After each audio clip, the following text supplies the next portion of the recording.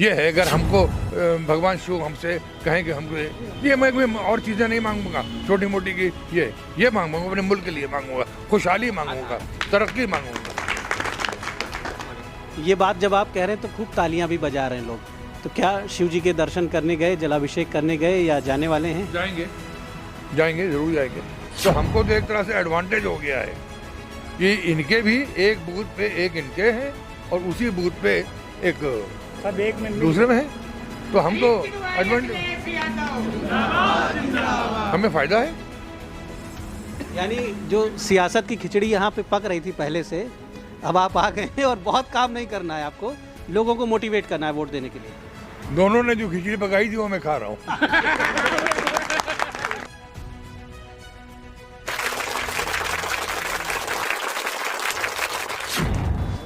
सियासत में कई बार कुछ ऐसे मोड़ आते हैं कि इतिहास भी खुद को दोहराता है। आज हमारे साथ बैठे हैं फरीद महफूज किदवई साहब। बाराबंकी जनपद के ही नहीं, उत्तर प्रदेश के सीनियर लीडर्स में इनकी गिनती होती है।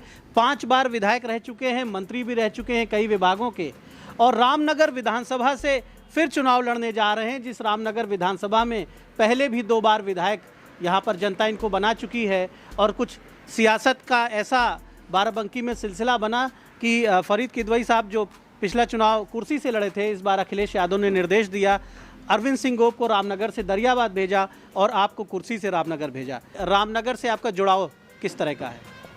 रामनगर से मेरा जुड़ाव बिल्कुल घरेलू है। मैं पहली बार जब चुनाव लड़ा था तो लोग ये कहते थे कि भाई ये यहाँ कहाँ आ गए, तो हार जाएंगे। तो मुझे उस ज़माने में 12,000 से लीड मिली थी, जो उस ज़माने में बहुत बड़ी लीड होती थी, क्योंकि उस ज़माने में तकरीबन 70,000 या 75,000 वोट होता था कुल टोटल।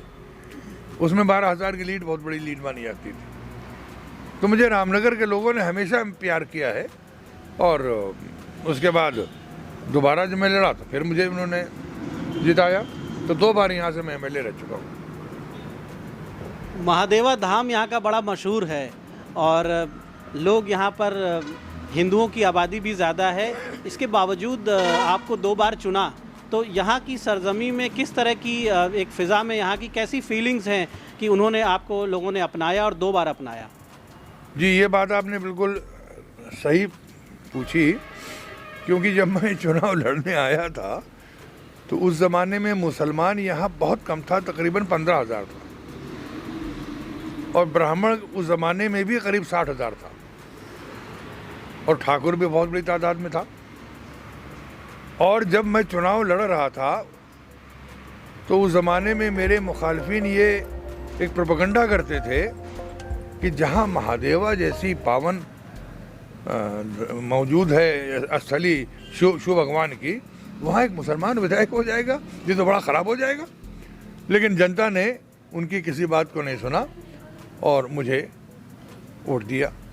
मैं आपको यही बता दूं कि मुझे लगभग 90% ब्राह्मणों का वोट मिला था उस ज़माने में। तो ये कहा जा सकता है कि भगवान शिव की कृपा रही आपके ऊपर? भगवान शिव की कृपा मेरे ऊपर हमेशा रही है, आज भी है, आज भी है। इस बार भगवान शिव से क्या मांग रहे हैं आप? देखिए, अगर मांगने की बात कीजिएगा तो मैं ये कहूँगा कि मैं अपने मुल्क के लिए उनसे मांग रहा हूँ कि हमारा मुल्क खुशहाल रहे, तरक्की करे। दुनिया में विश्व गुरु बनने की जो एक झूठा प्रचार किया जा रहा है वो सही प्रचार हो, और हमारी जो संस्कृत है जिस पे हम लोगों को नाज है, उस संस्कृत को दुनिया तक हम पहुँचाएँ, ताकि दुनिया ये जाने कि हिंदुस्तान की संस्कृत कितनी बुलंद है। ये है अगर हमको भगवान शिव हमसे कहें कि हमको ये मैं और चीज़ें नहीं मांगूंगा छोटी मोटी की, ये मांगूंगा, अपने मुल्क के लिए मांगूंगा, खुशहाली मांगूंगा, तरक्की मांगूंगा। ये बात जब आप कह रहे हैं तो खूब तालियां भी बजा रहे हैं लोग। तो क्या शिव जी के दर्शन करने गए, जलाभिषेक करने गए या जाने वाले हैं? जाएंगे जरूर जाएंगे। मैंने आपको मैं बता दूं कि जब मैं पहली बार MLA हुआ तो उस ज़माने में महादेवा का जो मंदिर था, उसका जो तालाब था, उसकी हालत बड़ी ख़राब थी। सारी सीढ़ियाँ टूटी पड़ी थी, पानी अंदर गंदा था। तो उसका जीर्णोद्धार कराने वाला सबसे पहला मैं था। मैंने नालियाँ बनवाई, मैंने वहाँ सीढ़ियाँ बनवाई, पानी को ड्रेन आउट करके साफ सुथरा पानी भरवाया। इतना मैं कर पाया था, क्योंकि उस ज़माने में हम विधायकों के हाथ में कुछ नहीं होता था। एक विधायक निधि जो आज हमारे लिए बहुत बड़ा हथियार है, हमारे बहुत बड़ी ताकत है, उस ज़माने में विधायक निधि होती ही नहीं थी। कोई काम करना होता था तो हमको डीएम या इस तरह के लोगों से कहना पड़ता था। इस बार किस तरह का माहौल आप देख रहे हैं समाजवादी पार्टी के लिए, क्योंकि लास्ट इलेक्शन समाजवादी पार्टी बुरी तरह लूज़ कर गई थी उत्तर प्रदेश में। आप गांव-गांव जा रहे हैं और चुनाव में निकल रहे हैं, लोगों से मिल रहे होंगे, हर वर्ग के लोग मिल रहे हैं, ग्राउंड रियलिटी क्या है? देखिए, कोशिश तो बीजेपी बहुत कर रही है इलेक्शन को कम्युनलाइज करने की। अभी आपने वो एक वो देखा होगा वीडियो जो आजकल कल से वायरल हुआ है, जिसमें वो हमारे ही क्षेत्र के माननीय ब्लॉक प्रमुख जी संजय तिवारी साहब, वो मुसलमानों के लिए कह रहे हैं कि ये मुल्ला आ गया है, मुझको मुल्ला बताया उन्होंने, और ये मुल्ला आ गया है और ये ऐसा कर देगा और वैसा कर देगा और मुसलमान ऐसे हैं, मुसलमान वैसे, ऐसा कह रहे हैं। लेकिन मैं इसको बहुत पहले से उम्मीद कर रहा था, क्योंकि जो ये कर रहे हैं ये बीजेपी पूरे हिंदुस्तान में कर रही है, लेकिन कहीं उसको कामयाबी नहीं मिल रही। हम आपको बता दें कि इतना करने के बाद और ये बढ़ता ही जाएगा। जो जो योगी जी को ये अंदाज़ा होता जाएगा, मोदी जी को, कि वो हार रहे हैं, तो उनके पास और कुछ तो है नहीं, तो वो कम्युनलिज्म का हथियार तेज़ करते चले जाएंगे और तेज़ करते चले जाएंगे। एक स्टेज आएगी जब वो खुली खुली गालियां देंगे हम लोगों को। लेकिन हिंदुस्तान की पब्लिक जो है वो बेसिकली सेकुलर है, बेसिकली सेकुलर है, तो इसलिए वो इनकी बातों में न कभी आई है न कभी आएगी। यहाँ पर जो नेटवर्क था आपका गांव-गांव में, बूथ लेवल पे जो नेटवर्क था, कुछ दिनों पहले तक यहाँ अरविंद सिंह वो प्रचार कर रहे थे, बूथ लेवल तक उन्होंने अपनी टीम बनाई, वर्कर्स बनाए। राकेश वर्मा भी यहाँ पर काम कर रहे थे, उन्होंने भी अपनी टीम बनाई। अब वो दोनों टीम्स आपके साथ क्या दिल से मर्ज हो रही हैं या तीसरी टीम आपको बनानी पड़ रही है? नहीं साहब, दोनों टीमें हमारे साथ पूरी तरह से जुटी पड़ी हैं। देखिए, एक टीम का सरदार ये बैठा हुआ है, ये हमारे लिए दिनवान मेहनत करता है, दूसरे जो हैं वो भी हमारे लिए मेहनत करते हैं। तो हमको तो एक तरह से एडवांटेज हो गया है कि इनके भी एक बूथ पे एक इनके हैं और उसी बूथ पे एक सब एक में दूसरे में है, तो हमको एडवांटेज, हमें फ़ायदा है। यानी जो सियासत की खिचड़ी यहाँ पे पक रही थी पहले से, अब आप आ गए हैं और बहुत काम नहीं करना है आपको, लोगों को मोटिवेट करना है वोट देने के लिए। दोनों ने जो खिचड़ी पकाई थी वो मैं खा रहा हूँ। चलिए, मुबारक हो आपको, इस खिचड़ी का स्वाद जो है बेहतर मिले। ये बताइए, पब्लिक को क्या डिलीवर करेंगे? आप रामनगर के 2 बार एमएलए रह चुके हैं कई दशकों पहले। इस समय जो ज़रूरतें हैं, आज के नौजवानों की जो ज़रूरतें हैं, आज की नई पीढ़ी की जो अपनी डिज़ायर्स हैं, जो उनकी आवश्यकताएं हैं, और आप स्वयं भी हाईली एजुकेटेड हैं, एक बार आपने मुझे बताया था, तो आप जैसे व्यक्ति जब पॉलिटिक्स में आते हैं या किसी क्षेत्र में आते हैं तो लोगों की उम्मीद होती है कि आप वहाँ पर सिर्फ नाली खड़ंजे तक बात ना करें, आप वहाँ पर बात करें, लोगों की डिग्निटी का लेवल ऊपर बढ़े, उन्हें वो सुविधाएं मिलें जो बड़े शहरों में मिलती हैं, जो एक भारत जैसे एक पुराने लोकतंत्र में जो सुविधाएं अब तक पहुँच जानी चाहिए थी। देखिए, पहली बात तो ये है कि जो समस्या है वो पूरे हिंदुस्तान में है। हम आप युवा के लिए पूछ रहे थे, क्या पूछा था आपने? युवाओं के लिए, उनकी तरक्की के लिए जो ज़रूरी चीज़ें मिलनी चाहिए। बेसिकली जो युवाओं के साथ सबसे बड़ा जो जुर्म हुआ है इस मुल्क में, वो नौजवानों की कमर तोड़ के रख दी गई है, उनका मॉरल तोड़ दिया गया है। वो बेचारे जाते हैं, क्या नाम है, इम्तिहान देते हैं, कहने को निकलता है कि आज इस नौकरी के लिए इंटरव्यू आए, अपने माँ बाप का पैसा खर्च करके वो पहुँचते हैं, इंटरव्यू देते हैं, रिटर्न इम्तिहान देते हैं और सालों रिजल्ट नहीं आता। इसी पे इरिटेशन भी शुरू हो गए हैं। तो नौजवान तो बिल्कुल डिसहार्टेंड हो गया है, डिमोरलाइज्ड हो गया है। तो हमारी सरकार जब आएगी तो अखिलेश जी ने कहा है कि पहली ही कैबिनेट की मीटिंग में हम 10 लाख नौकरियां घोषित कर देंगे। तो पहला मतलब ये है कि किसी तरह नौजवान की जो यूथ की जो पावर है, देखिए वो यूं जा रही है, फूट ही निकली, कोई इधर भाग रहा है, कोई इधर भाग रही है। इसको हम चैनलाइज करेंगे, चैनलाइज करके इसको एक लाइन पे लाएंगे तो वो हमारे मुल्क के लिए, हमारे सूबे के लिए, हमारे मुल्क के लिए जो है वो ताकत बनेगी। और आज जो हमारा नौजवान है वो बेकार है, बेरोज़गार है, तो वो कभी इधर भाग रहा है, कुछ उधर भाग रहा है, कुछ इस बुराई में पड़ रहा है, कुछ उस बुराई में पड़ रहा है। तो ये नौजवानों के साथ जो ज़्यादती, अत्याचार इस बीजेपी सरकार में हुआ है वो आज तक कभी नहीं हुआ। उसको हम चैनलाइज करके उनकी पावर को और उनके जोश को चैनलाइज करेंगे और मुल्क के और देश के और सूबे के तरक्की के लिए इस्तेमाल करेंगे। यहाँ पर शरद अवस्थी फिर से मैदान में हैं और यहाँ से वो एमएलए का चुनाव जीते थे और गोप साहब को उन्होंने चुनाव हराया था यहाँ पर। उनका दावा है कि उनकी सरकार ने बहुत काम किया है और लोगों के बीच जा रहे हैं, फिर से टिकट मिल गया है तो मॉरल भी हाई है उनका। किस तरह का कंपटीशन आप देख रहे हैं और शरद अवस्थी का काम कितना दिख रहा है आपको? शरद अवस्थी और हम दोनों एक ही गांव के हैं, आप भी समझ लीजिए। शरद अवस्थी और हम दोनों एक ही गांव के हैं। पिछली बार शरद अवस्थी जीते थे और मैं कुर्सी से हार गया था। ये शरद अवस्थी की शराफत थी कि जब वो मसौली में की तरफ आए मसौली में, तो उन्होंने वहाँ अपने लोगों से कह दिया कि यहाँ कोई पटाखा या कोई धमाका, मतलब जो खुशी में होता है, वो ना किया जाए, क्योंकि हमारे गांव के एक आदमी चुनाव हार गए। तो अवस्थी जी को मैं ये बताना चाहता हूँ कि इस बार हमारे आदमी पटाखा नहीं धोलेंगे।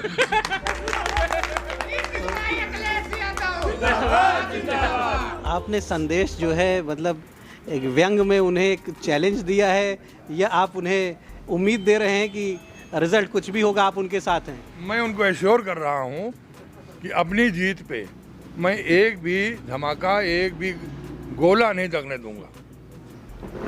अच्छा, आपकी जीत जो है, आपकी जीत क्या इस क्षेत्र के गरीबों की जीत होगी? आपकी जीत क्या इस क्षेत्र के किसानों की जीत होगी? उन लोगों की भी जीत होगी जिनके घर बह जाते हैं घाघरा की बाढ़ में, जो झोपड़ियों में या टेंट्स में आके कपड़ों के नीचे, तिरपाल के नीचे रहते हैं। तो आपकी जीत सिर्फ आपकी जीत न बने, इस पूरी विधानसभा की जीत बने, उसके लिए क्या विजन है आपके पास? देखिए, अगर मैं जीतूंगा, और जिसमें कोई शक नहीं है, तो गरीब लोगों की वोट से जीतूंगा, क्योंकि बड़ा आदमी मेरे साथ नहीं और कभी रहा ही नहीं। जितना बड़ा आदमी है वो ज़्यादातर मेरे मुझसे दूर रहता है। वो ये मैं नहीं कह रहा हूँ मेरे खिलाफ रहता है। किसानों के साथ जो अत्याचार हुआ है, उनका जो वो प्रोडक्ट है जो वो बनाते हैं, जो पैदा करते हैं, वो तो सस्ता हो गया। यानी धान आप जाइए बेचने तो कास्ट ऑफ प्रोडक्शन भी नहीं आएगी, लेकिन डीजल दुगना हो गया, खाद दुगनी हो गई, खाद महंगी हो गई, मतलब यूरिया महंगा हो गया, डायमोनियम फॉस्फेट जो डाया है वो भी महंगा हो गया। तो हर चीज़ महंगी हो गई, धान सस्ता हो गया उनका बेचा हुआ माल। तो किसान सख्त परे। फिर अब ये टाइम आ गया है, बस इस वक्त जल्दी जल्दी गांव का आदमी जो है खाना खा रहा होगा, ताकि जल्दी से वो जाके अपने खेत पे जाके बैठ जाए रखवाली करने के लिए। ये छुट्टा जो ये जानवर घूम रहे हैं, अगर ज़रा सा भी वो चूक जाते हैं तो साल भर की इसकी मेहनत जो है ख़त्म हो जाती है, पूरे खेत चढ़ जाते हैं। सबसे बड़ी अत्याचार ये, क्या योगी जी को ये मालूम नहीं है? सवाल ये है कि जो ये चीज़ तो योगी जी को मालूम है कि किसान इतना परेशान है, लेकिन उनको किसान की कोई फिक्र नहीं है। बस ये है। ये जो जानवर घूम रहे हैं, और समाजवादी पार्टी का क्या विजन, क्या सॉल्यूशन आप इसके लिए लेकर आएंगे? किस तरह से, क्योंकि बड़ी संख्या में जानवर हैं, ये एक सच्चाई है। उत्तर प्रदेश में कहीं भी निकल जाइए, किसी सड़क पे तो रात में हाईवे में झुंड मिल जाता है। तो ये एक बड़ी प्रॉब्लम है। तो इसको लेकर गवर्नमेंट ने कुछ स्टेप्स लिए थे, उन्होंने गौशालाएँ, ये सब गौशालाएँ खोली, वो सारे स्टेप्स उनके फेल हो गए या जो भी? पूरे क्षेत्र में घूम लीजिए, आपको कहीं भी गौशाला नहीं मिलेगी, है नहीं मिलेगी। पूरा क्षेत्र में वोट मांगते हुए एक जगह मुझे दिखाई दी कि चंद गायें बहुत ही बुरी हालत में, जिनकी सेहत थी, वो वहाँ कहीं पड़ी हुई हैं। तो पता चला ये, बाकी कहीं गौशाला नहीं। सब कहने की बात है। क्या करते हैं लोग, गुस्से में आके स्कूलों में, जो स्कूल में घुसेड़ देते हैं मवेशियों को, अस्पताल में घुसेड़ देते हैं मवेशियों को। ये हाल है। पंचायत समाजवादी पार्टी इस प्रॉब्लम को किस तरह से सॉल्व करने वाली है, गवर्नमेंट में मौका मिलता है? जी हाँ, समाजवादी पार्टी जो है वो मेरा ख्याल ये है कि हम लोग न्याय पंचायत स्तर पे गौशाला बनाएंगे, वहाँ उनको रखेंगे, उनको ठीक से खाना पीना दिया जाएगा और वो वहाँ रहेंगे। ये है। अच्छा, चुनाव में क्या पोजीशन देख रहे हैं? मतलब रियलिटी की अगर बात करें, इस तरह तो सभी नेता कह रहे हैं कि हम 6 की 6 जीते, 6 की 6 जिले में जीत रहे हैं, और कुछ लोग कह रहे हैं 300 के पार प्रदेश में, कुछ लोग 400 की भी बात कर रहे हैं। लेकिन आप एक अनुभवी पॉलिटिशियन हैं, ग्राउंड रियलिटी क्या है? लगभग कितनी सीटों की उम्मीद करें यथार्थ पर? आप हमको बता दीजिए, आप भी तो ज़िले में रहते हैं, क्या इस ज़िले में हम कोई सीट हार रहे हैं? हम 6 सीटें जीत रहे हैं। और यही हाल बहराइच में है, यही हाल गोंडा में है और सीतापुर में। तो हम तो बिल्कुल डेफिनेटली आई एम 100% श्योर कि हम 400 सीटें कम से कम जीतेंगे और सरकार बनाएंगे। Akhilesh Yadav will be the chief minister. अच्छा, एक आपके बारे में अक्सर एक चर्चा होती है कि साहब आपका जो परिवार है, जो फैमिली है आपकी, किदवई खानदान, जिसका बड़ा नाम है पूरे देश में, और आपके परिवार से लोग केंद्रीय मंत्री, गवर्नर्स और तमाम बड़े पदों पर ब्यूरोक्रेट्स, IAS, IFS भी रहे। कुछ लोग ये कह रहे हैं कि रामनगर में जो गरीब तबके के मुसलमान हैं, छोटी जातियों के जो मुसलमान हैं, पसमानदा मुसलमान एक शब्द का इस्तेमाल हो रहा है, वो आपसे इमोशनली कनेक्ट नहीं हो पाते हैं। एक बड़े मुसलमान और छोटे मुसलमान की बात भी सामने आ रही है और उसको एक पॉलिटिकल एंगल भी रामनगर में दिया जा रहा है। हम लोग के पास ऐसी सूचनाएं आ रही हैं। तो क्या समाज के उन गरीब तबकों का, मुस्लिम सोसाइटी के उन जो बेहद गरीब लोग हैं, जो छोटे मोटे काम करते हैं, उनसे कनेक्टिविटी है या डेवलप करने की कोशिश कर रहे हैं? देखिए, ये तो आपसे किसी ने बिल्कुल गलत कहा। गरीब आदमी ही हमसे ज़्यादा जुड़ा हुआ है। तो यहाँ मुसलमानों की अगर आप बात कर रहे हैं तो मैं 100% मुसलमान मेरे साथ है, बड़ा भी है, छोटा भी है, इसमें कहीं कोई चेंज नहीं। हाँ, अब वो कुछ चुटपुट मुसलमान कभी कभी इमोशनली वो जो गंदी तेज़ भाषा में ये जो ये हैं ओवैसी साहब वगैरह, इनकी बातें होती हैं तो थोड़ी देर के लिए भटकता है वो, लेकिन वो भी कोई सवाल नहीं है। हम पूरी तरह से, हम पूरा मुसलमान हमारे साथ है। और ये छोटा बड़ा मुसलमान, पसमानदा मुसलमान तो है, एक लफ्ज़ है, और पसमानदा मुसलमान जो है वो कोई भी हो सकता है। किदवाई भी पसमानदा होगा। पसमानदा माने ये है कि पिछड़ा हुआ, गरीब, जिसके पास सही घर नहीं, जिसके पास तालीम का सही ज़रिया नहीं, वो पसमानदा है। वो किदवाई भी हो सकता है, पठान भी हो सकता है, खान भी हो सकता है, वो है, वो सब हमारे साथ हैं। तो आपने फरीद किदवई साहब को सुना और कॉन्फिडेंस अच्छा दिख रहा है इनका। कह रहे हैं कि इस बार न सिर्फ बाराबंकी में सभी सीटें जीतेंगे, बल्कि उत्तर प्रदेश में भी अच्छी सफलता मिलने वाली है समाजवादी पार्टी को। और समाज के सभी वर्गों को जोड़कर समाजवादी पार्टी उत्तर प्रदेश की सत्ता फिर से हासिल करने की कोशिश कर रही है। अखिलेश यादव का स्पष्ट संदेश है और उस संदेश को लेकर सभी प्रत्याशी गंभीर हैं। इस बार बेहद सावधानी से काम कर रहे हैं कि सोसाइटी के जितने भी सेगमेंट्स हैं, समाज के जितने भी वर्ग हैं, उन तक अपनी बात पहुंचाएं और उनको जोड़ने की कोशिश करें। फिलहाल बाराबंकी की जनता का जो फैसला 27 फरवरी को होगा, वो उस फैसले का प्रिंट आउट हमें 10 मार्च को देखने को मिलेगा और हम ये देखेंगे कि उत्तर प्रदेश की जनता, बाराबंकी की जनता नेताओं की बातों को सुन रही है और सुनने के बाद किस तरह का फैसला लेती है। लेकिन एक अपील सबसे हमारी यहाँ पर ज़रूरी है, वो ये है कि आप सब बढ़ चढ़ कर वोट डालें, कोई भी अपने घरों में ना रुके, 90% से अधिक लोग मतदान करें। उत्तर प्रदेश की भलाई के लिए आप किसी भी दल से जुड़े हों, किसी भी विचारधारा से जुड़े हों, अपने घरों से ज़रूर निकलें और देश के हित में मतदान ज़रूर करें। धन्यवाद।